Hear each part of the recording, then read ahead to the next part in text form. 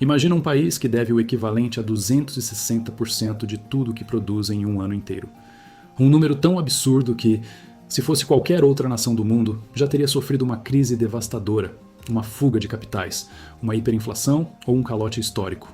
Agora imagina que esse mesmo país tem uma das moedas mais estáveis do planeta, juros quase zerados por décadas e investidores do mundo inteiro fazendo fila para emprestar dinheiro a ele. Esse país existe. Se chama Japão. A dívida japonesa é o maior paradoxo da economia global moderna. É o caso que quebra todos os modelos, desafia todos os manuais e envergonha todos os economistas que previram seu colapso. E o colapso nunca veio. Mas a pergunta que os maiores gestores de fundos do mundo estão fazendo agora, em 2026, é: até quando? Hoje você vai entender como o Japão desafia a gravidade financeira, quais são os mecanismos invisíveis que sustentam essa estrutura e quais são os sinais de que o tempo pode estar se esgotando. Se você gosta de entender os bastidores da economia global que a mídia não explica, deixa o seu like. E se inscreve no canal para não perder os próximos episódios sobre as engrenagens que movem o dinheiro do mundo. Agora vamos fundo nessa história. Primeiro, vamos colocar os números em perspectiva para você sentir o peso real do que estamos falando. A dívida pública do Japão hoje supera 9 trilhões de dólares. Para efeito de comparação, o PIB inteiro do Brasil é de aproximadamente 2 trilhões de dólares. Ou seja, o Japão deve o equivalente a 4 Brasis inteiros. A relação dívida-PIB do Japão está em torno de 260%. Para você ter uma referência, a Grécia quebrou em 2010 com uma dívida de 130% do PIB. A Argentina entrou em colapso várias vezes com números muito menores. Os Estados Unidos, que vivem sob constante debate político sobre o teto da dívida, estão em torno de 120% do PIB, e isso já causa pânico nos mercados americanos. O Japão tem o dobro disso, e ninguém entra em pânico. Por quê?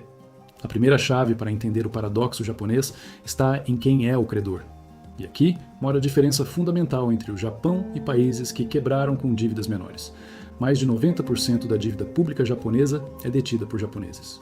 Bancos japoneses, seguradoras japonesas, fundos de pensão japoneses e, acima de tudo, o próprio Banco Central do Japão, que hoje detém sozinho mais de 50% de todos os títulos do governo japonês. Isso muda tudo. Quando um país deve para estrangeiros, está vulnerável. Se os investidores externos perdem a confiança, vendem os títulos, a moeda despenca, os juros explodem e o colapso se autoalimenta. Foi exatamente isso que aconteceu com a Argentina, com a Turquia, com o Zimbábue. Mas quando você deve para si mesmo, a dinâmica é completamente diferente. O governo japonês emite um título. O Banco Central japonês compra esse título com ienes que ele mesmo cria. O dinheiro fica circulando dentro do sistema japonês. Não tem fuga de capital para o exterior, porque o credor e o devedor vivem na mesma casa. É como se você debitasse da sua conta poupança para pagar a sua conta corrente. A dívida existe no papel, mas o dinheiro não saiu do seu bolso. O segundo mecanismo que sustenta o impossível japonês é a deflação crônica que assombrou o país por décadas. Enquanto o resto do mundo luta contra a inflação, o Japão passou os anos 1990, 2000 e 2010 inteiros tentando criar inflação e falhando. Os preços simplesmente não subiam. Em alguns anos, chegaram a cair. Isso pode parecer bom para o consumidor no curto prazo, mas para uma economia e para uma dívida pública, é devastador de outra forma. Quando não há inflação, não há pressão para subir os juros. E juros baixos significam que o custo de carregar uma dívida gigantesca é mínimo. O Banco Central do Japão manteve os juros básicos em zero ou negativos por quase 3 décadas consecutivas. Isso significa que o governo japonês se financiava praticamente de graça. Emitia títulos com juros de 0,1%, 0,2%. O serviço dessa dívida astronômica custava proporcionalmente muito menos do que custaria para qualquer outro país. Para ilustrar, um país emergente com 260% de dívida PIB, pagando 8% de juros ao ano, seria destruído rapidamente. O Japão, com os mesmos 260%, pagando 0,5% de juros, consegue sobreviver. Os números absolutos são iguais, mas o custo real é completamente diferente.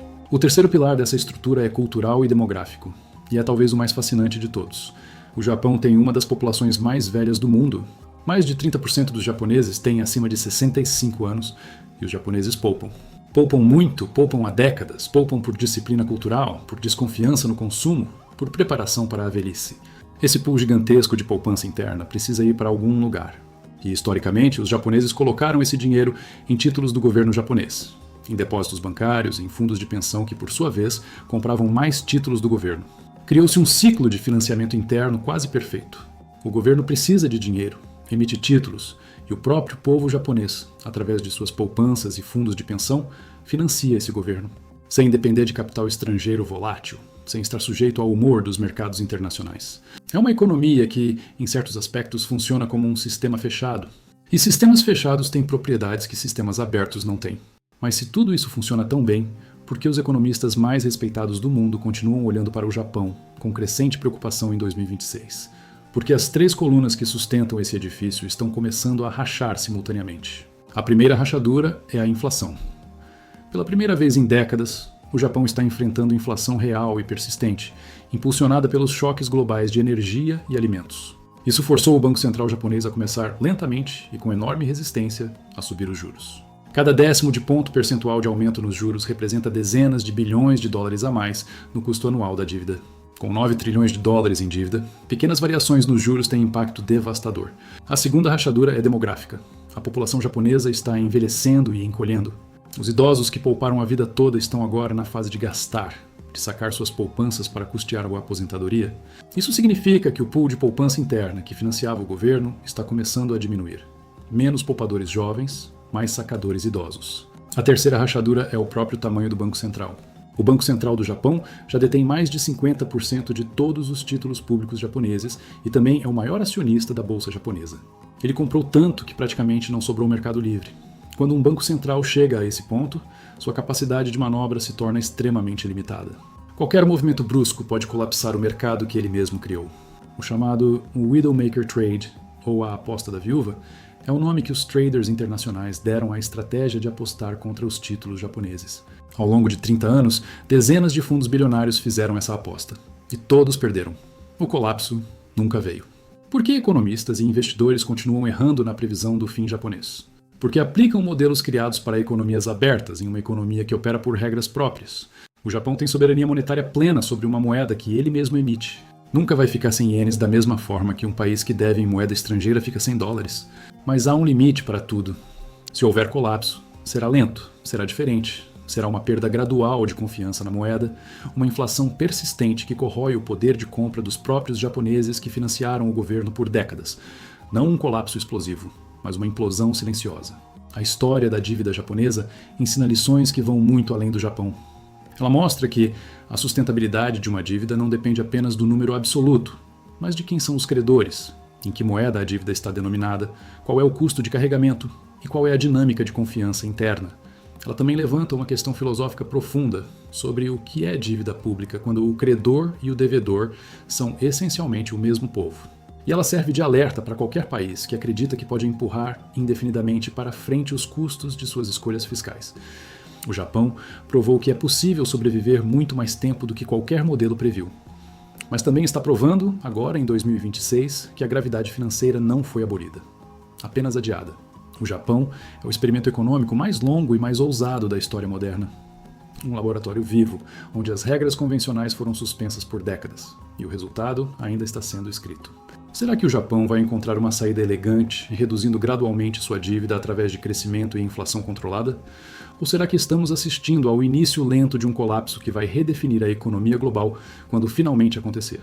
Você acha que o modelo japonês é sustentável? Ou é apenas uma bomba relógio com um timer muito longo? Me conta nos comentários. Se esse vídeo te fez enxergar a economia de um ângulo que você nunca tinha considerado, deixa o seu like, compartilha com quem gosta de entender o mundo além das manchetes e se inscreve para continuar essa jornada.